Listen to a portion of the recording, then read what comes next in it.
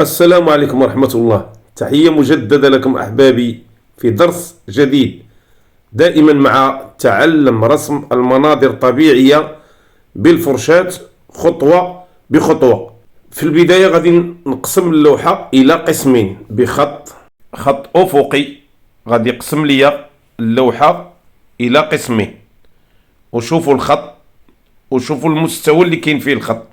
تقسيم اللوحة إلى جزئين، الجزء الأعلى والجزء الأسفل.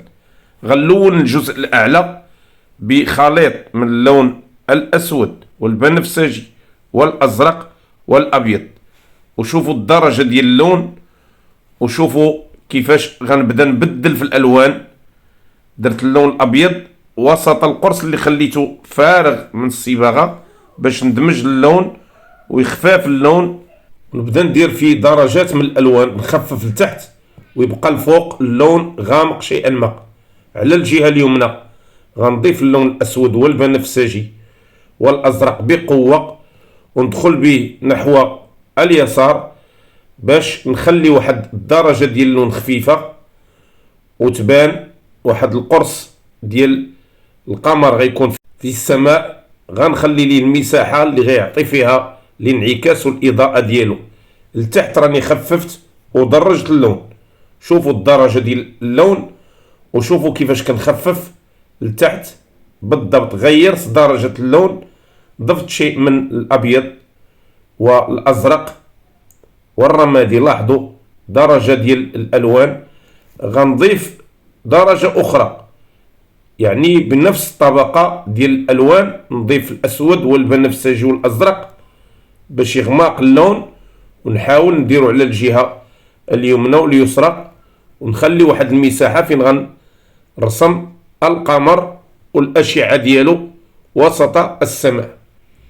الان غادي ندير تلال بنفس الدرجه ديال لون السماء، ولكن غنضيف شيئا من الاسود والبنفسجي. لاحظوا الدرجه تغيرت. الان نشوف لي اللون، غادي لتحت غادي نخطط المنظر ديالي عبارة عن ثلوج وطريق وبعض البيوت والمنازل على الجهة اليسرى. شوفوا العملية ديال التخطيط السهلة البسيطة، وكنخطط بفرشاة لسان الطير وباللون الأزرق، صباغة أكريليك. أحيانا كنخطط بقلم الفحم وأحيانا كنخطط بالصباغة، واختاروا اللي بغيتو تخططوا به مزيان. لاحظوا العمليه ديال التخطيط. كندير اشجار على مستوى خط الافق، ونحاول ندير ما تبقى من التفاصيل ديال الاعمده وبعض الرتوشات اللي كاينه وسط الطريق. وهاد الطريقه ديال التخطيط اعتمدت فيها على نقطه الافق وخط الافق. لاحظوا العمليه الان اللي رسمت بها قرص هذا القمر. ندير قرص او دائره باللون ابيض، ثم غنخفف على الجوانب ديالها اللون، بحيث كنضيف اللون الابيض على نفس الطبقه اللي درت في السماء، اللون اسود وازرق وبنفسجي. نخففها بالابيض باش ندير اشعه خارجه من القمر. ولاحظوا كيفاش بانت الان. ثم اللون القمر باللون الابيض. لاحظوا العمليه ديال التلوين بكل سهوله بفرشاه الانجولو. نحاول نملا اللون الابيض باش يوضح اللون بقوه في السماء، وحتى الاشعه اللي على الجوانب ديالو تبان وتظهر. لاحظوا نعاود نكرر عمليه ادماج اللون والتدرج باش يبان اللون والاشعه. الان غنجيب نفس الطبقه ديال لون السماء نضيف عليها الابيض. ولاحظوا الطبقه اللي كندير الان في رسم السحب في السماء بفرشاه الانجولو مره اخرى. نحاول هاد التركيبه ديال الالوان اللي درت في السماء نلعب بها مره في رسم السحب. مره نضيف الازرق، مره نضيف البنفسجي، مره نضيف الابيض، وهكذا حتى نخفف وندير سحب فيها عديد من الالوان اللي كاينه في التركيبه. شوفوا العمليه ديال توزيع هاد السحب والطريقة باش غادي نبدا نوزع. نحاول دائما نلعب الالوان ونبدلها مرة باش تعطيني نفس التركيبة ديال الخلفية، وانا اعتمدت هذه التقنية باش تبان الالوان خارجة من نفس العائلة ديال خلفية اللون. بالتالي غادي نحصل على واقعية في المنظر. غتشوفوا كيفاش غتكون. هنا ضفت اللون الازرق، ولاحظوا التركيبة الاولى ديال اللون والتركيبة الثانية الان ديال اللون، ونفس العائلة كنزيد على لون ونخفف لون اخر باضافة الابيض. هنا مني ضفت اللون الازرق وعطيته الابيض تغير الاتجاه ديال اللون، ولكن من نفس العائلة ديال الخلفية. الان غنبدا نعطي في الاضاءة باضافة اللون الابيض على نفس التركيبة. لاحظوا كيفاش كنبدا نعطي الاضاءة للسحب من الفوق بنفس الفرشاة. راه فرشاة الانجولو بها كنرسم هذا الموتيف. لاحظوا العملية ديال توزيع الاضاءة من الفوق بالفرشاة، وكيفاش كنحاول الربط ما بين السحب اللي على اليسار والسحب اللي على اليمين. التركيبة ديال السحب كلها عائلة وحدة. الآن لتحت كنضيف طبقة أخرى ديال الأزرق وخففتها بالأبيض. دائما حاولوا تلاحظوا التنويع ديال الألوان وتغيير الألوان من نفس العائلة ديال خلفية لون السماء. مني عطيت هذا اللون الأزرق مع التركيبة الأولى غنبدا نعطي إضاءة بالأبيض. سحب طويلة أفقية. نحاول نعطي الإضاءة الآن للسحب الأخيرة. هذه الإضاءة الأخيرة اللي غادي تعطيني الختام ديال ضربات هاد السحب.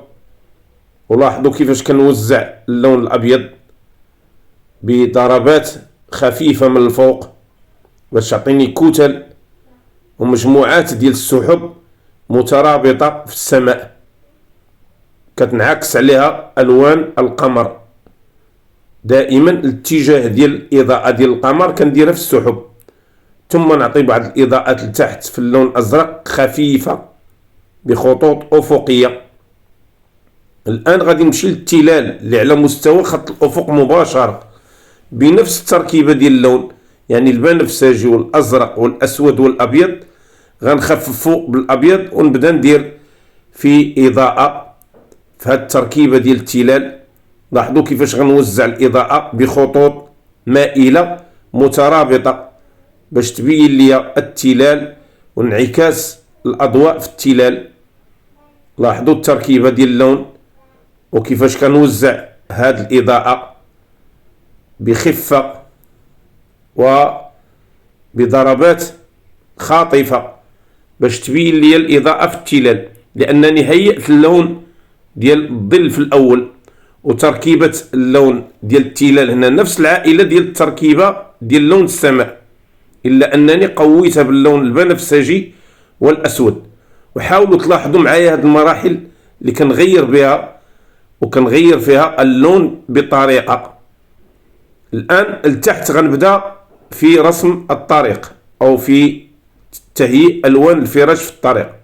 لون بنفسجي وأزرق وأبيض وشيء قليل من الأسود. غنبدا نخفف في اللون بالأبيض ونقويه بالأزرق والبنفسجي والأسود.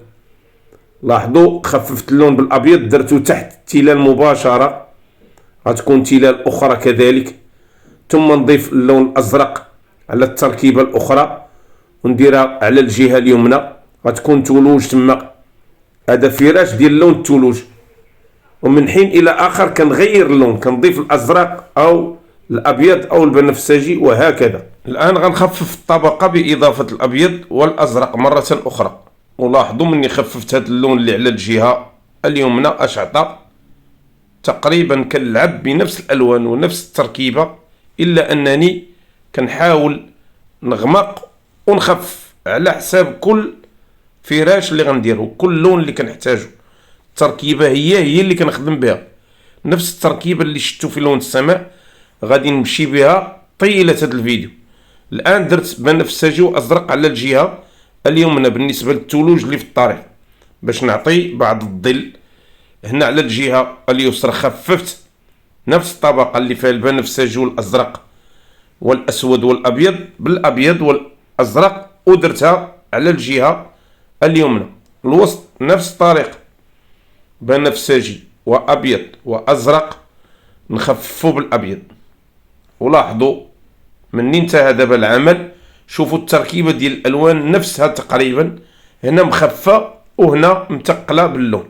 الآن غندير اللون الأسود والبنفسجي، غنديرو الوسط غيكون تراب وسط الثلوج. هذا فراش فقط ديال الألوان اللي غنديرها كتهيئة للألوان، لون أسود وبنفسجي. دائما لاحظتو كنخدم بنفس الألوان.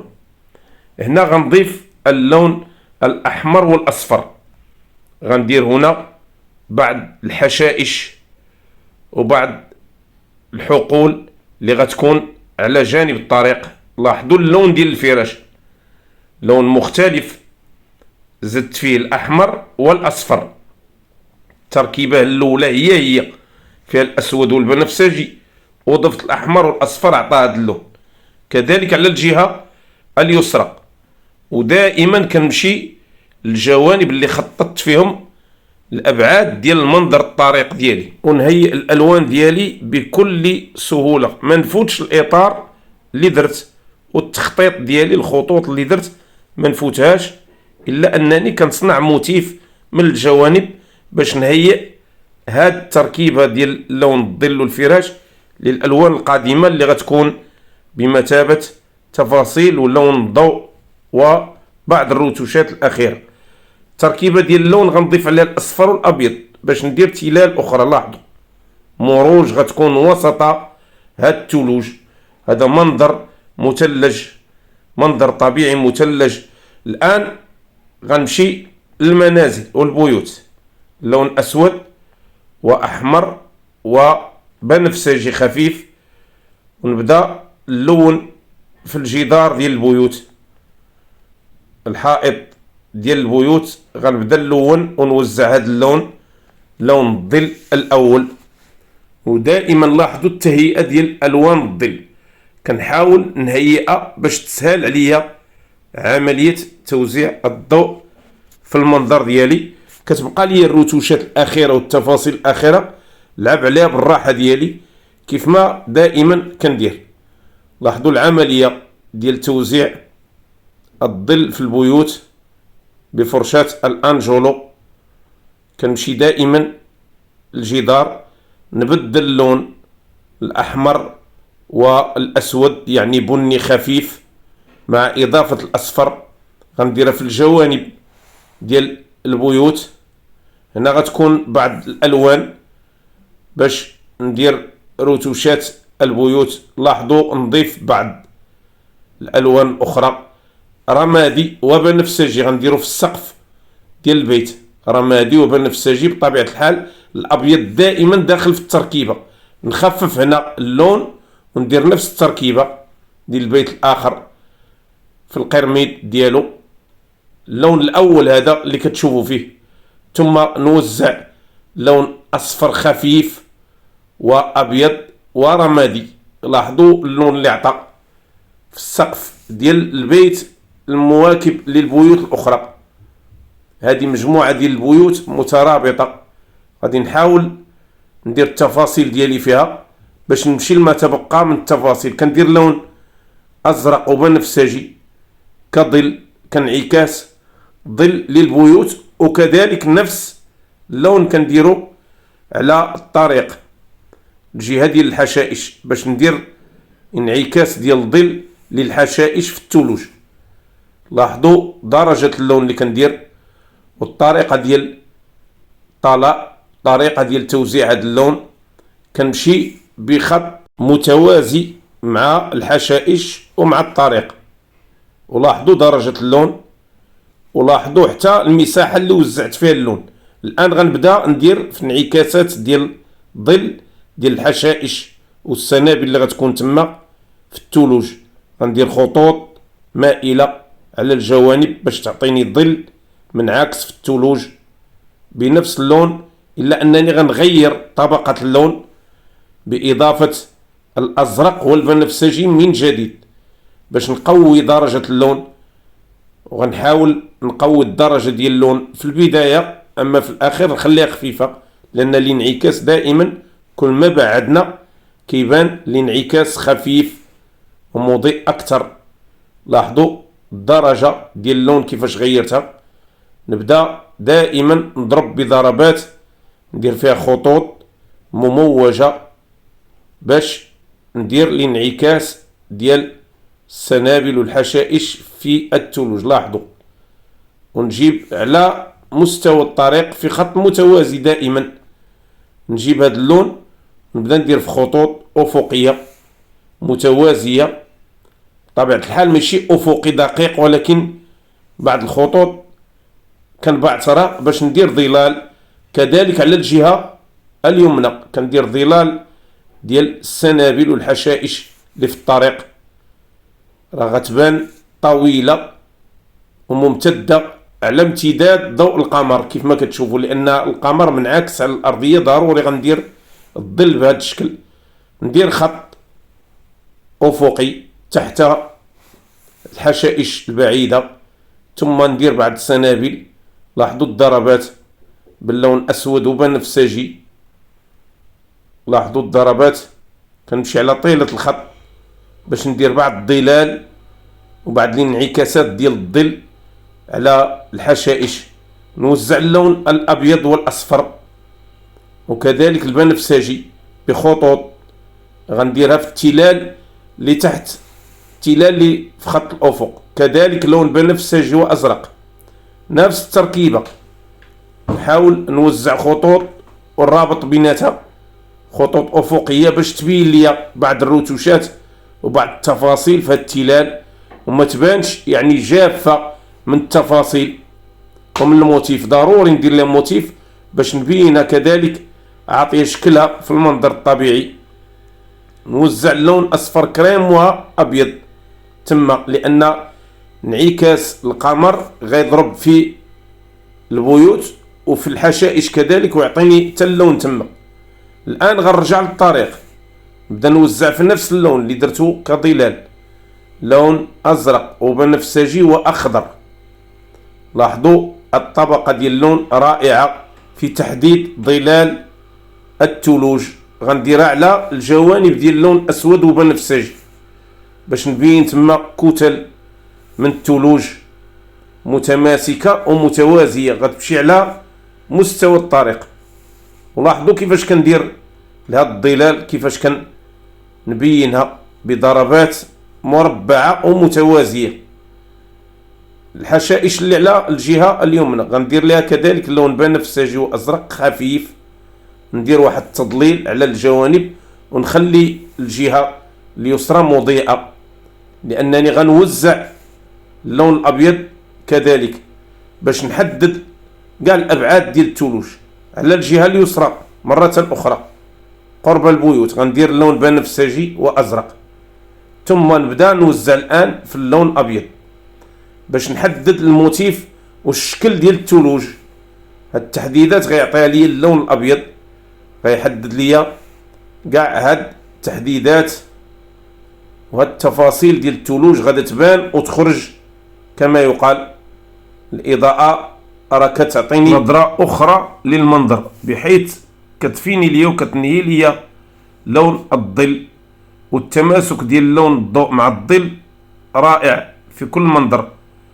كنوزع الاضاءه باللون الابيض وفي الزوايا اللي غتبين ليا شكل الثلوج.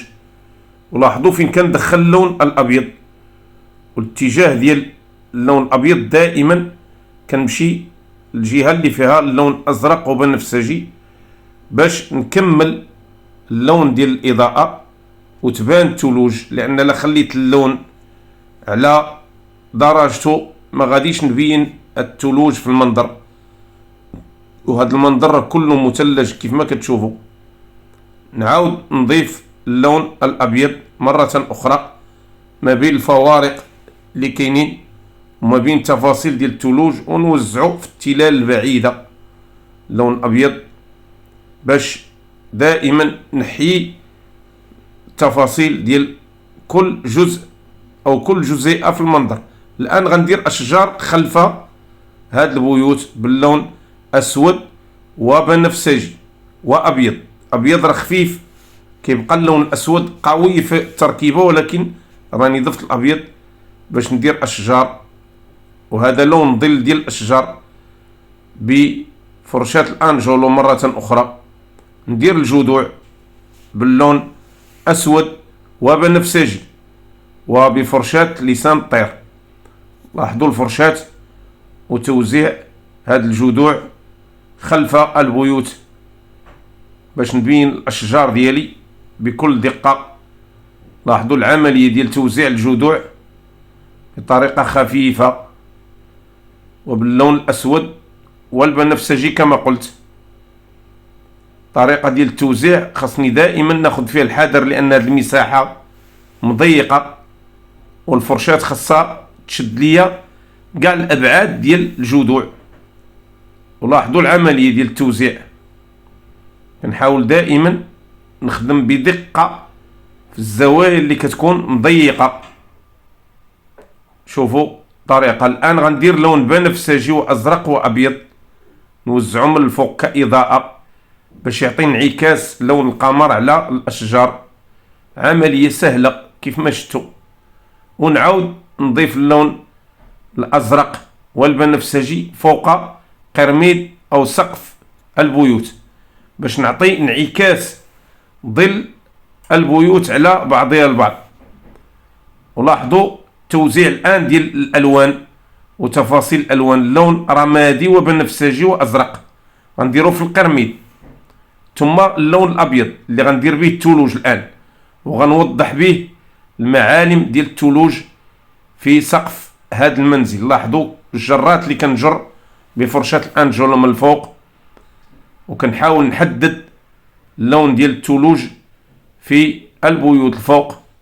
لون أبيض رائع كينسجم مع هاد الالوان اللي كتكون فيها الوان بارده، الوان بنفسجي وازرق، كيحدد اللون ديال الثلوج بدقه، وكيختم وكيفيني وكيجمل هاد المناظر ديال الالوان البارده. غادي نحاول نلون النوافذ باللون اصفر باش نبين الاضاءه في البيوت. طبقه اللون رائعة انسجمت لي مع الألوان اللي كاينين في البيوت، لون أحمر بني ولون أسود مع بنفسجي. لاحظوا رمادي كذلك مع بنفسجي الفوق. نحاول ندير خطوط وبعض التفاصيل بفرشاة الأنجولو.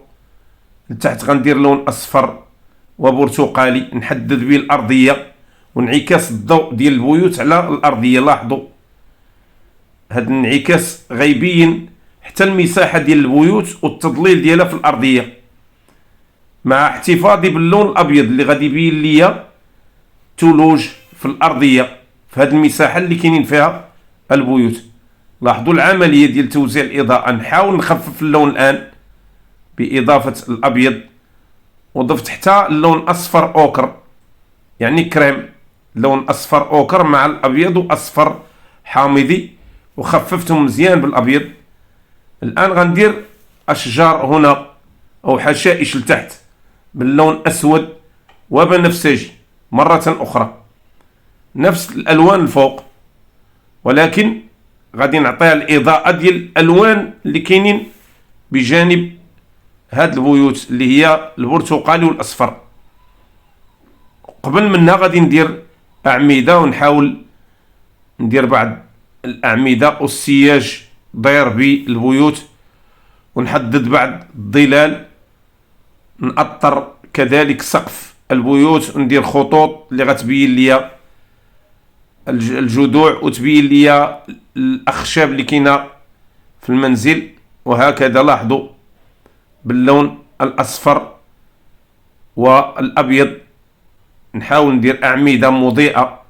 هاد المساحة حاولت نعطيها إضاءة باللون أصفر وبرتقالي، ضروري خصني ندعم اللون الأصفر والبرتقالي في هاد المساحة باش تبان حتى انعكاس. لا لاحظتوا انعكاس لون القمر على البيوت لتحت، كتبان ألوان القمر لتحت في البيوت، كيبان انعكاس الألوان ديال الإضاءة في الأرضية.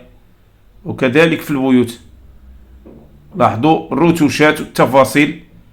نحاول ندير عملية تكرار اللون الأصفر باش يبان. هاد البيوت خداو مني تفاصيل كيف ما كتشوفوا، وكتبغي شيء من الصبر والدقة. نحاول ندقق في التفاصيل. الآن غندير إضاءة للحشائش لتحت باللون أصفر أوكر وأحمر وأبيض، ثم نضيئو باللون الأبيض. لاحظوا من الفوق جوج عمليات ديال الإضاءة. نعطي اللون الأبيض الآن الأشجار اللي فوق البيوت أو في خلفية البيوت، بالتالي غنكون كملت الإضاءة في الأشجار ونهيت هاد المرحلة ديال البيوت.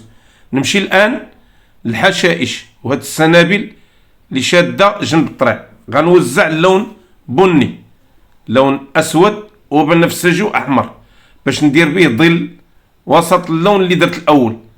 ما غاديش نعممو كامل، ولكن نخلي منه واحد الجزء باش تبان لي انعكاسات الضوئية في هاد المساحة. لاحظوا الموتيف ديال الحشائش والسنابل اللي غتكون في هاد السياج اللي دايرة بالبيوت وشادة الطريق مع الأجزاء الأخرى. لون برتقالي غندير به سنابل من الفوق، وهاد العملية راه كنديرها بفرشاة الأنجولو. تركيبة الألوان ضروري غنخلطها هنا باش يبان اللون الأصفر والبني والأبيض وهكذا. لاحظوا التركيبة ديال الألوان: برتقالي وبني، أصفر أوكر وأسود. تركيبة ديال الألوان.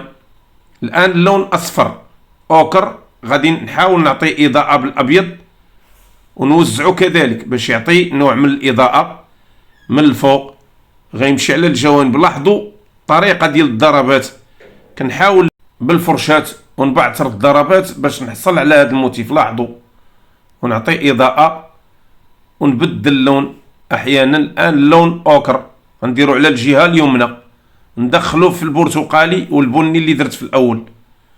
ولاحظوا العملية ديال الضربات، كنحاول نلسع بالفرشاة باش ندير بعض الرتوشات وبعض الموتيف كيعطيوني هاد الموتيف ديال الحشائش والسنابل. الآن بفرشاة لسان الطير اللون أزرق وأصفر وأبيض غندير به بعض السنابل بخطوط مبعثرة، خربشات. غندخل الخطوط في بعضها البعض وندير ظلال تحت على الثلوج باللون أسود وبنفسجي وأبيض، ونوزع كذلك بعض الظلال وبعض الثلوج في هذا اللون الأسود. لاحظوا العملية ديال التوزيع. نخلط الألوان، غندير أصفر وأزرق وأبيض أوكر. الآن أبيض وأوكر ندير به بعض الخطوط مخربشة. لاحظوا ندخلها في الخطوط الأولى، وغنبدا نبين في هذه السنابل والحشائش بتفاصيل كثيرة وقوية ضروري، لأن الانعكاسات هنا كثيرة جدا. الآن غنوزع لون أوكر وأبيض من الفوق، لون أصفر أوكر وأبيض. نحاول نعطي الإضاءة من الفوق. لاحظوا هي اللي غنهي بها تقريبا هاد اللون ديال السنابل والحشائش اللي بجانب الطريق. ثم باللون أسود وبنفسجي غندير أعمدة عبارة على سياج. لاحظوا الطريقة ديال رسم هاد الأعمدة والأبعاد، كيفاش كندير العمود الأول طويل، الثاني قصر منه، الثالث كذلك، الثالث كذلك. نحترم قانون الأبعاد في المنظر. ثم بنفس اللون غندير شجرة موازية للبيوت. لاحظوا الزاوية اللي كنرسم فيها الشجرة والحجم ديال الجذع ديال الشجرة. ولاحظوا درجة اللون تقريبا بحال درجة هاد الأعمدة اللي دايرين بالسياج ديال الطريق. شوفوا طريقة ديال الموتيف ديال الجذوع بفرشاة الأنجولو مرة أخرى. شوفوا فين حددت يعني النهاية ديال الجذع لتحت. ندير جذوع رقيقة بفرشاة لسان الطير، نحدد لها رؤوس ديالها رقيقة كيف ما كتشوفوا بضربات خفيفة.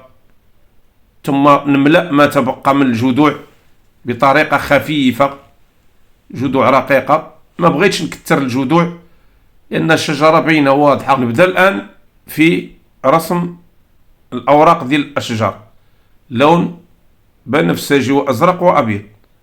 نبدأ نوزع في الأوراق من الفوق، لاحظوا الضربات. نمشي على اتجاه الجذوع، فوق الجذوع ووسط الجذوع، وكذلك على الجهة اليمنى، أقصى الجهة اليمنى. التركيبة الأولى ديال اللون، الثانية غندير لون أبيض. نحاول نوزعه بخفة على الجوانب، ما نكترش منه باش يعطيني الإضاءة وتبان الإضاءة ديال هاد الأوراق.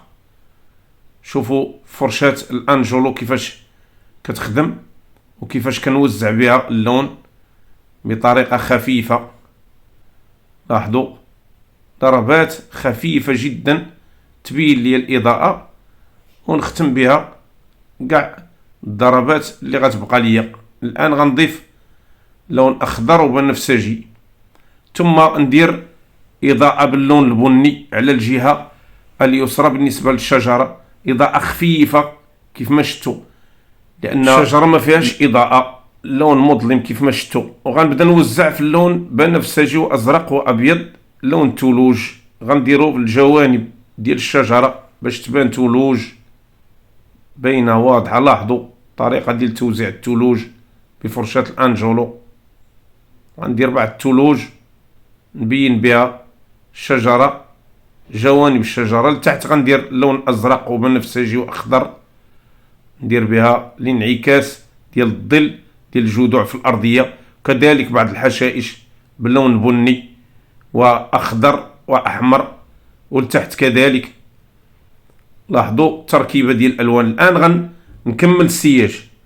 السياج غندير خطوط متوازية باللون أزرق وأسود.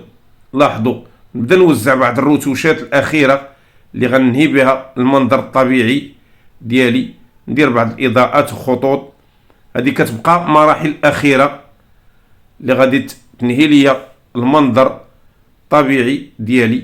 ندير إضاءة باللون بني لهاد الأعمدة السياج اللي كاين في الطريق، وندير بعض الرتوشات ندير فيهم لون إضاءة لهاد السياج والأعمدة، ثم الرتوشات الأخيرة باش نفيني المنظر الطبيعي ديالي. لاحظوا بعض الظلال اللي غتكون في الجوانب ديال الحشائش فيها لون أسود وأخضر وأزرق، وهكذا نكون جهزت على هذا المنظر الطبيعي بكل رونق وبكل احترافية. كنتمنى من الله تكونوا خديتوا بعض التقنيات الجديدة إلى تقنياتكم ومعارفكم. ما تنسوش أحبابي تشجيع القناة بالاشتراك والضغط على زر لايك والبارطاج بين أحبابكم وأصدقائكم. أستودعكم الله وإلى حلقة مقبلة، والسلام عليكم ورحمة الله وبركاته.